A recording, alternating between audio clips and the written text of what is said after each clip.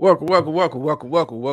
It's your man, God of Dots, back with another episode of the Audible. Very excited to be here to do this show. Very much excited. Hope everybody's had a good week thus far. It has been a pretty good week for me. Thus far, Miss Murph. I can't believe you left that comment. I can't believe Miss Murph. Eagles, Cowboys, round two, and you busy. How convenient. I'm just messing with you. Just messing with you. I get it. Catch the replay because, I'm going to be talking shit. I'm going to be talking a little shit. Yeah, we're going to break down the upcoming week 14 games. A lot of big games on the schedule. I'm going to save the biggest game for last. I'm going to say the biggest game for last. I want to spend the most time really breaking it down. And I want to give the other games their fair share of airtime tonight. I'm not going to be too long. You know how I like to get it in, get it out. We're going to start with the Thursday game. Uh, Patriots, Steelers. This has a chance to be some of the ugliest football offensively. I would say this offensively. This has the chance to be some of the ugliest football you're going to see this year. Patriots have been a mess on offense, and to be honest, Pittsburgh hasn't looked that much better either on the offensive side of the ball. Trubisky will be starting tonight. I expect to be a heavy dose of Najee Harris and Warren. A lot of the run game. I expect Freiermuth to have a pretty good impact on the game. Yeah, I'm not gonna lie to you. Just this point of the season, man. I like that the NFL does flex schedule, but they've got to kind of leave leave the Thursday slot open, like maybe playing that game a month out, maybe because I don't know who thought this would be must see TV for anybody. Patriots, Steelers. Like I said, I'm not going to spend too much time talking about this. How you doing, Dr. Nikki? Yeah, I'm not going to spend too much time talking about Steelers. Picture. I got Steelers. Very ugly game. I don't expect this to be a beautiful football to watch tonight. And I'm gonna be honest with you, I'm gonna be kind of in and out on this one because this game doesn't excite me. It doesn't get me going. But it is a game with a 1 o'clock kickoff on Sunday that is got a lot of potential to be very impactful when we're talking about playoff seedings, especially when we're talking about the AFC. And I'm talking about Browns at home against the Jaguars. Jaguars coming off a very tough loss against Cincinnati. Cleveland coming off a loss in their last game. Um, Jacksonville currently 1 game up in their division, have the Colts right on their heels, the Texans right on the heels. So this is a game you can't afford to really lose. It's especially with how the AFC is kind of crowded up. We talked about this on Tuesday, man. It's so jam packed as far as teams still having a shot to make the playoffs. And it seems like this is going to be the year that you get a team that maybe finishes 10-7 and don't make the playoffs. The AFC has been has that much parity. I would say that has that had outside of Miami and Baltimore, and to a degree Kansas City. It's been a lot of parity in the AFC, and this is a game that is going to decide, could decide. I would say this could decide who gets in, who gets out when we're talking about tiebreakers towards the end of the season. Like I said, Jacksonville coming off a game they, in my opinion, should have won, playing against a backup quarterback with Cincinnati. Let it go to overtime, ended up losing on the field goal. I'm not sure the availability of Trevor Lawrence. They really haven't come out and said, what his health status is. The reports that I saw earlier this week that he's questionable for that game on Sunday, but I do expect him to play if they haven't ruled him out already. But I do expect him to play. How well he plays is left to be seen because, even though Cleveland has struggled maintaining continuity on the offensive side of the ball, the defense for the better part of the season has been very strong, very consistent throughout. So even if Trevor Lawrence plays, I expect Cleveland's defense to put an ample amount of pressure on him, force him to make plays in the passing game. I expect Calvin really to be a major focus of that, because if you're going to attack Cleveland, and even attacking the secondary is not a good thing, but it's probably the weakest. I would probably say the weakest part of Cleveland's defense. This is not a game I expect Travis Etienne to go wild as far as the rushing yards. But if Jacksonville is smart, you still get a heavy dose, get maybe 15 to 20 touches to ETN to kind of keep Cleveland's defense honest. Because if you try to sit back and think you're just going to be throwing the ball against Cleveland, you are sadly mistaken. If that's the game plan for Jacksonville, I expect Myles Garrett to eat. Brother of a certain age, what's going on? And we'll talk about your Giants in just a second. I always break down everybody, give love where love is due. But as far as this Jacksonville on the road, I just got a sneaky feeling Cleveland's going to make just enough plays. I think they'll be able to force maybe a turnover or two. And I got Cleveland. I got Cleveland at home. I expect this to be a very good game, very impactful game as we move forward towards the end of the season, especially in the AFC, because this might be a game when we're talking about tiebreakers at the end of the season. They can come into play. They can very much come into play. Cleveland still has an outside shot to not only make as a wild card team, still has an outside shot to win the division. And Jacksonville, like I said, is one game up on their two closest competitor in their division. Mess around, and like I said, this might be the season of 10-17. Don't make the playoffs. And these are the games. If you're Jacksonville, if you're trying to move into that upper echelon, when we're talking about tier one teams that inspire confidence, not only on a week-to-week basis, not only on a season-to-season basis, but on a perennial contender, you're trying to get into that kind of conversation for the foreseeable future. These are the games you got to kind of win, send a statement to the rest of the AFC that, hey, we can beat good teams, we can beat quality teams. We are a team to be respected and a team to be feared as far as this AFC is concerned. I'm just not sure it happens this Sunday, so I got Browns. In this one. Looking at some of the other games on the schedule, I'm gonna save of course the Cowboys and the Eagles for last, because I want to get that game the proper amount of attention and detail and love and care that only I can. Also with a 1 o'clock kickoff, that's going to have some long-standing implications. And this is not really a sexy game when you're talking about the team's records and the kind of product they put out there on the field. But Falcons at home against the Buccaneers. Falcons have an opportunity right now to really put some distance between themselves and everybody else in their division. Right now, they're leading the division. Buccaneers have kind of faded since a pretty good start. Same thing with New Orleans, have faded since their start. And Atlanta seems to be kind of figuring it out on the offensive side of the ball. And surprisingly, and much to my surprise, when I critiqued them in the offseason, this is a pretty good defensive team. Pretty good. I'm not going to say they're elite by any stretch of the imagination, but the Falcons defense doesn't give up a lot of plays. Forces, ample amount of turnovers. This is a pretty good unit on that defensive side of the ball when we're talking about Atlanta. Yeah, I know how I feel about Desmond Ridder. I said if Desmond Ridder was the starting quarterback, I'll be picking against him. But maybe he's kind of turned me into a believer. Not that much of a believer. I'm gonna go Falcons. I'm a break from tradition I've been keeping with the whole season.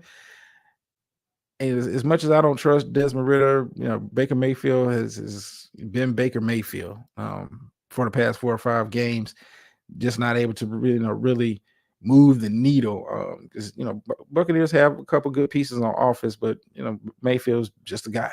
He's just a guy, and for that reason alone, I have a little bit less confidence in him coming into this game than I do Desmond Ridder. Even though Ridder still a turnover machine, and I'm real hesitant to pick the Falcons, but I got Falcons winning a very close game at home.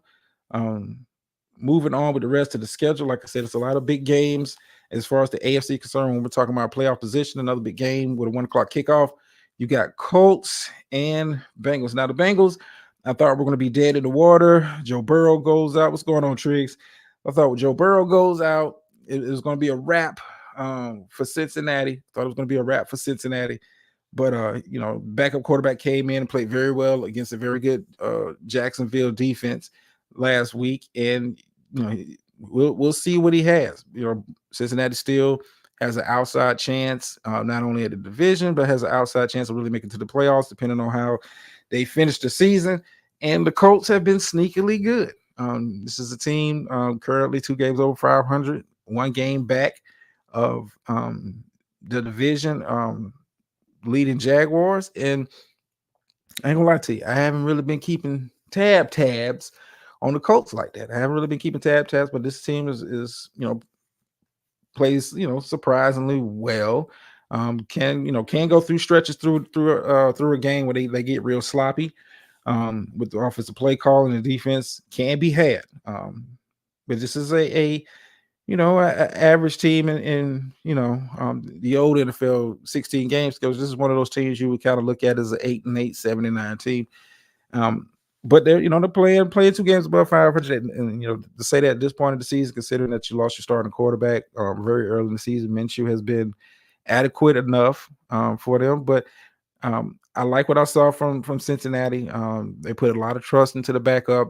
Didn't shrink the offensive playbook, and like I said, played against a very good Jacksonville team. 1 week of real practice with the first team, and I think he has a pretty good game. And for that reason, Cincinnati isn't home. I got Bengals. Taking this one over the Colts.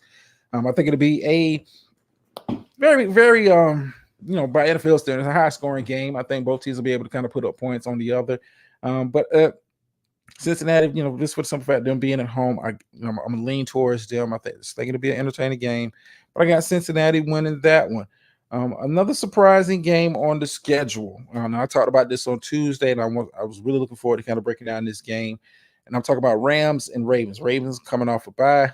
I have, I'm kind of, if I got questions when teams have buys this late in the season. I know, people talk about, it's nice to have buys, late in the season for health reasons, but Baltimore, in my opinion, was kind of getting into a groove offensively. The offense was getting better and better and better each week. Are they going to be a little rusty coming off of a bye? And then you have the Rams coming off of a very good win, a team that's in the hunt for a NFC playoff spot. Yeah, I'm if Baltimore hadn't had a bye, I would definitely be picking them without a second thought. But I'm kind of hesitant on this one. Like I said, Ravens are coming off a bye. I thought the offense was gelling. I'm not sure if they're going to be able to kind of click, turn it right back on coming out after a bye. Now I will say the Rams have not they played they played the boys, but a team that kind of really, really, really, really blitzes heavy, like Baltimore. Baltimore gets at them. Baltimore gets at teams on a lot of different levels, and I'm gonna think the defense is gonna have to kind of carry today for Baltimore against the Rams. I expect Matt Stafford to feel the pressure of this game. And I got Baltimore. On this one. They kind of keep a hold right now. As far as record wise, keeping in the hunt right there with the Miami Dolphins when we're talking about best team in the AFC. And I'm curious, like I said, I'm curious to see what Baltimore looks like coming off of a bye at this point of the season. Okay, hold on. Yeah, close that up. All right. Sorry, I had some stuff. Y'all know me, and I'm prepping, and I'll talk about that a little bit later in the show. Let's see what else. As far as 1 o'clock kickoffs, I really want to focus on. You got Lions and Bears. Lions have been, they won last week against New Orleans. I'm starting to feel a little shaky about how Detroit has played, especially over the last month of the season. Turning the ball over way too much, not really getting enough pressure on the defensive side of the ball, not really forcing a lot of turnovers, and having you giving me like Charger type vibes over this recent stretch game where you're playing down to the level of your competition. Considering how well Detroit has played this year and how inconsistent Chicago has been, will be a no-brainer. And I'm still picking Lions in this one, but like I said, with the New Orleans game, I'm looking to see how Detroit comes out and respond. For you to want to be considered in that upper echelon of teams in the NFL, these are the games. As much as they talk about the Cowboys blowing out sub 500 teams, that's what you're supposed to do when you want to be considered an elite team in the NFL. Those are the games you really show your dominance. And I don't know if Detroit's going to come out and show their dominance against Chicago because we are talking about a division matchup. Detroit has, kind of played down to the level of the competition, but I do think Detroit makes enough plays on Sunday, picks up the win. Panthers and Saints, I'm not really going to be spending too much time talking about it. Panthers are a complete mess. Saints, a little bit better situation, but I'm not spending too much time talking about that. I got Saints, special Saints at home. I think they get after Bryce Young. Bryce Young, I just hope he makes it to the end of the season healthy and in one piece. Now let's get into some of the more spectacular games on the NFL schedule. Rounding out. I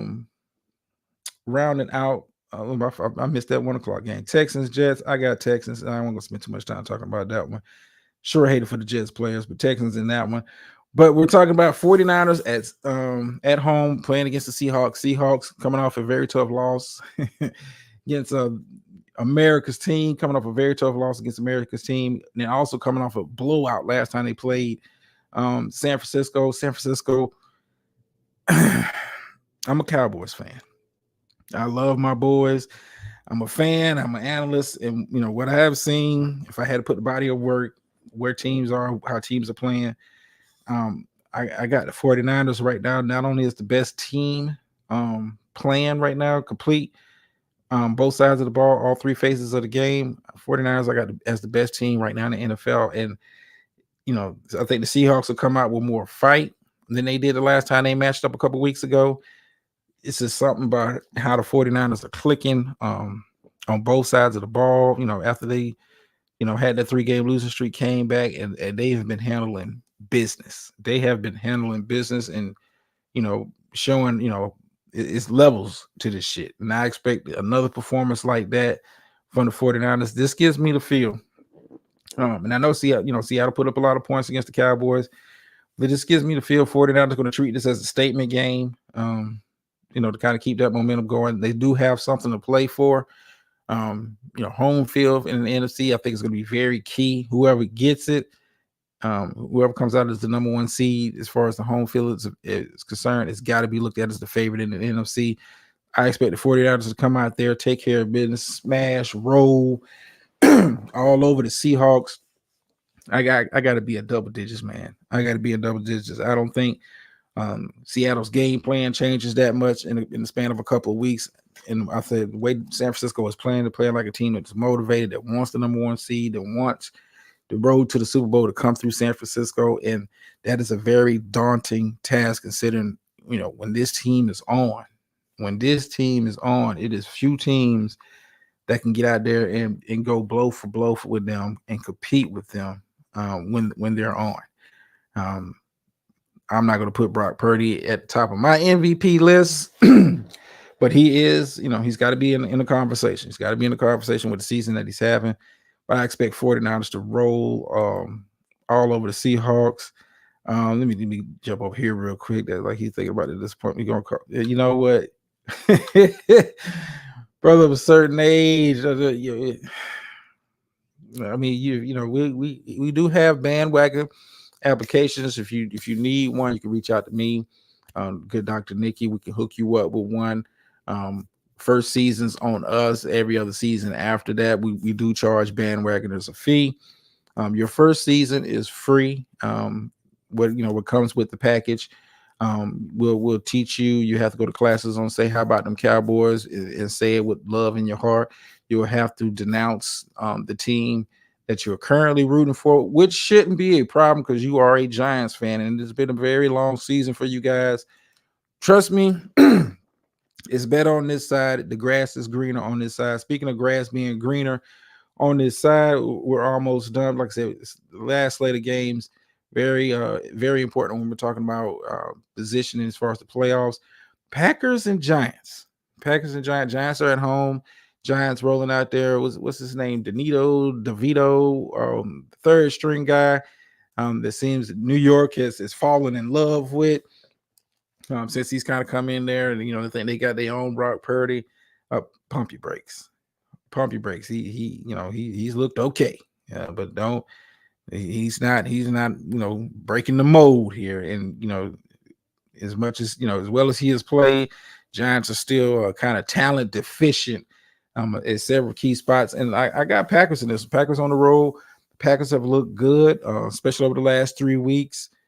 Jordan Love looks like he's finally gotten to a comfort zone where the game is kind of slowed down for him. This offense is looking good. The defense has looked good all season to me, but the offense is kind of coming along. And like I said, Jordan Love is clicking right now. Jordan Love is clicking right now. The numbers may not bear it out, but when you watch Green Bay, Jordan Love, he looks like a much different quarterback than he did at the beginning of the season. Looks much more confident in the throws. Looks much more confident in reading coverages. And for that reason alone, I got Packers. I think the Packers continue their roll, continue their push after a very rough start to the season, and continue their push for a possible playoff spot in the NFC. And like I said, Giants fans, we do take bandwagon applications. We got you. Don't worry about it. We don't hold no grudges over here with America's team. We welcome all in. We're like, we are America's team. We welcome all immigrants, migrants, all that. You can come on, sign up. You'll learn to love that man on the screen. You'll learn to you will learn to love him. He is your quarterback. He is your leader. You will learn to love him. Jerry Jones will be your new favorite owner. Don't worry. We got you, brother, of a certain age. Yeah, you guys are a sucker for the backup, man. You guys are a sucker for the backup. I've heard people, on Twitter talking about, maybe he should be the starting quarterback next year. Pump your brakes, man. Pump your brakes. First of all, Daniel Jones got all that guaranteed money. I think his cap hit next year is $35 million. Guaranteed. The Giants, and we know the Giants have been you guys know you're a notoriously cheap team. You are a notoriously cheap team. You guys ain't eating $35 million. No, as much as y'all may not like Daniel Jones, as much as they may regret signing him, I'd be surprised if they cut Daniel Jones and eat that $35 million they owe him next season. I'd be deadly surprised. Yeah, I mean, just enjoy the ride while you can, brother, of a certain age. But like I said, reach out to Dr. Nikki. You can reach out to me. I'm very available. I'm very accessible. And we can get you the bandwagon package. It's at this point of the season, there's certain perks you're not going to be able to get. You're going to miss the Thanksgiving special we normally have with you newcomers. So you miss that. You can sign up now. We can get you in for the Christmas package. It comes with a Dak jersey. We got you. We got you. We got you. Just reach out to us, brother Resurgence. And anybody listening to this on the replay, remember, like, share, subscribe, all that good stuff. If you want to be down with the Cowboys, we got you. We got you.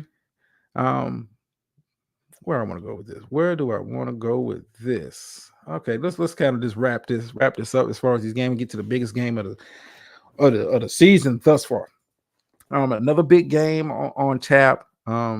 You got Bills, Chiefs. Bills are fighting for their playoffs live. Chiefs have been kind of in a bit of a funk here.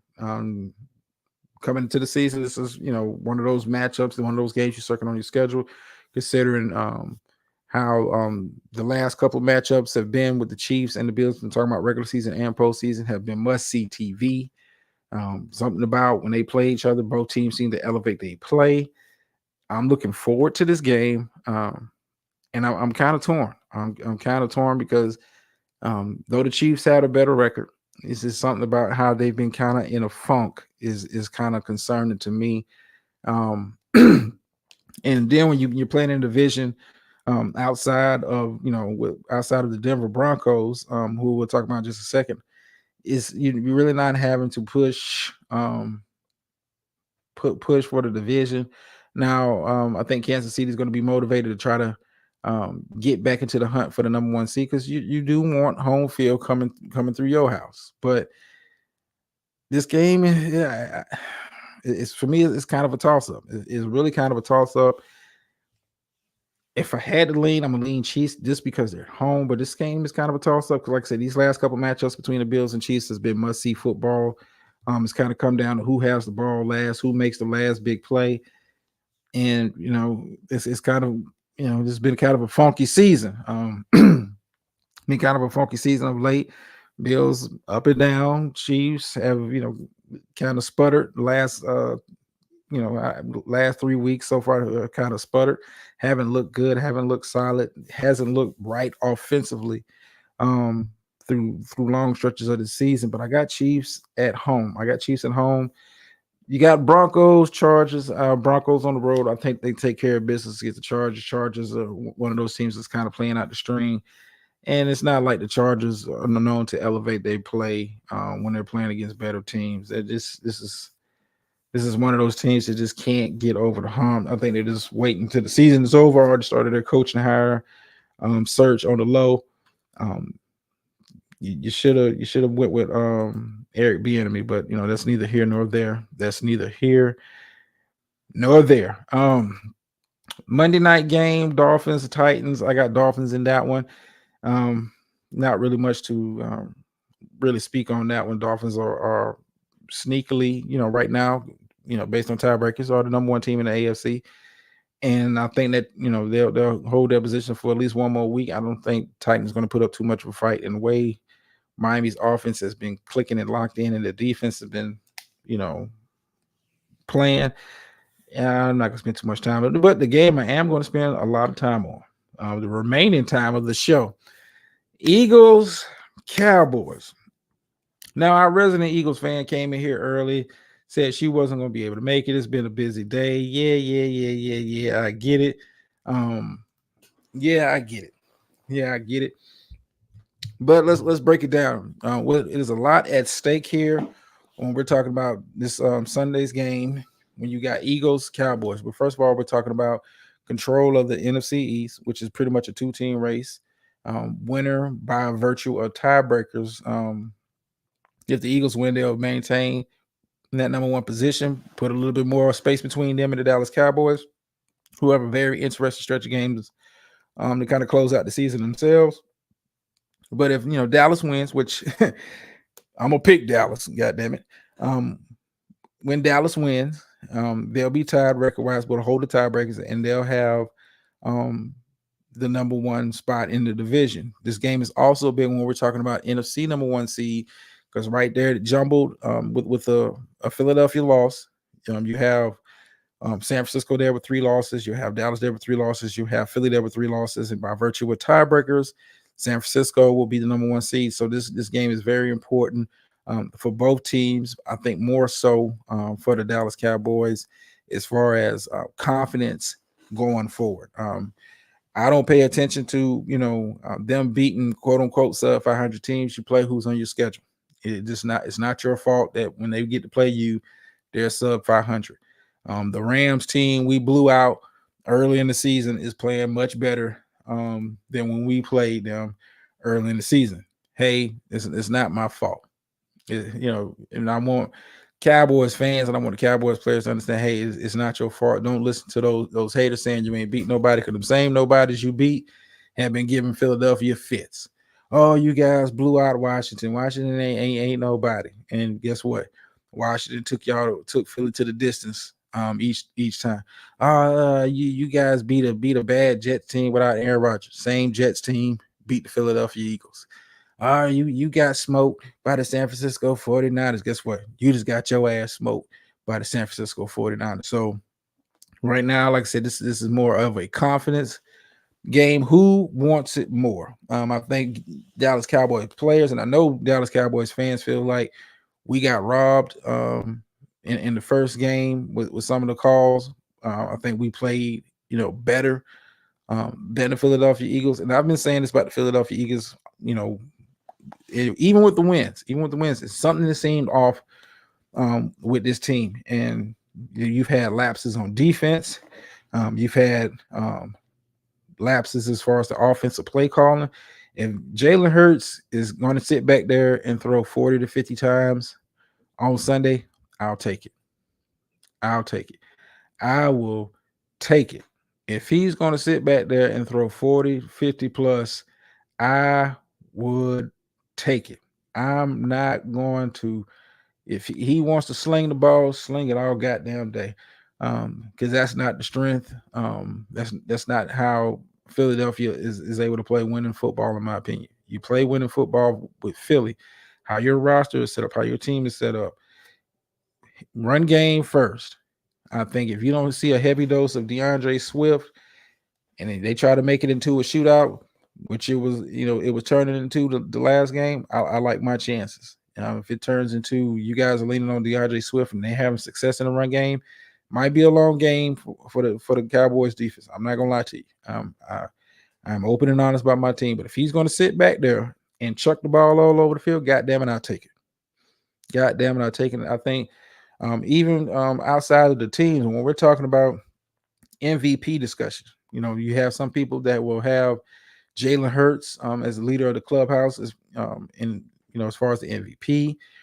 I know Dak is definitely part of the conversation. If I had to pick between the two, who's had the better year, I would clearly say Dak has had a better year just based off the stats. And you can't really say, well, they've won more games than the Cowboys. Like, and that's you saying that to say what?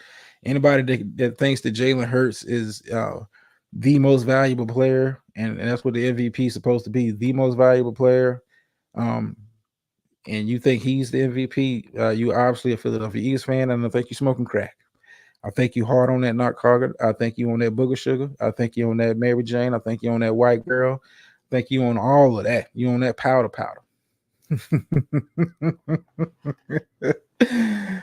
But yeah, I got bored. I think this will be a very very good game. All things considered, I think this will be a very good game. Dallas is at home.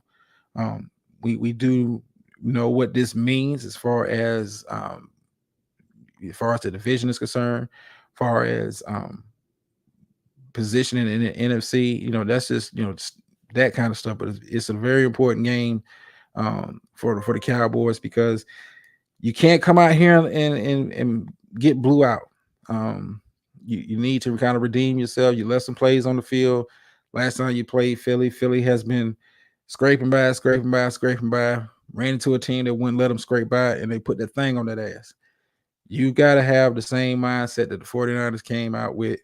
All of that talk that Philadelphia, like, we don't need to be listening to it. Go out there, have the same mentality San Francisco had. Go out there and smoke that ass. Philly is not as good as they were last year. I'm keeping it a buck. The Philly team last year was rolling through the NFC, was rolling through the NFL. This Philly team has been sneaking by, getting by the skin of their teeth. No one can point to me a dominant Philadelphia performance. This team had a close game against the Patriots, for God's sakes. This team had a close game against the Patriots, for God's sake. You can't keep, just getting by in the NFL. And San Francisco showed you, hey, when you had that mentality, you want to take it to Philly. Philly defensively is not the same defense that they had last year. And if Jalen Hurts is going to chuck the ball across the field, God damn it, I will take it. And I'll take it on Sunday. I think Jalen Hurts is going to try to go out there and prove something, that he is that dude, or whatever. Throw the ball 40, 50 times. I got Cowboys either way. Let me get my behind up out of here. We'll be back on Tuesday for sure. I'm not sure about Freestyle Friday because I got some stuff to be working on. And if you call Tuesday show, man, I got a lot going on. In different places, different spaces, setting up some stuff, working on some things, collabing with some people on some other stuff, man. It's might be time. And I'm just going to leave it at that. Let you interpret that what you will.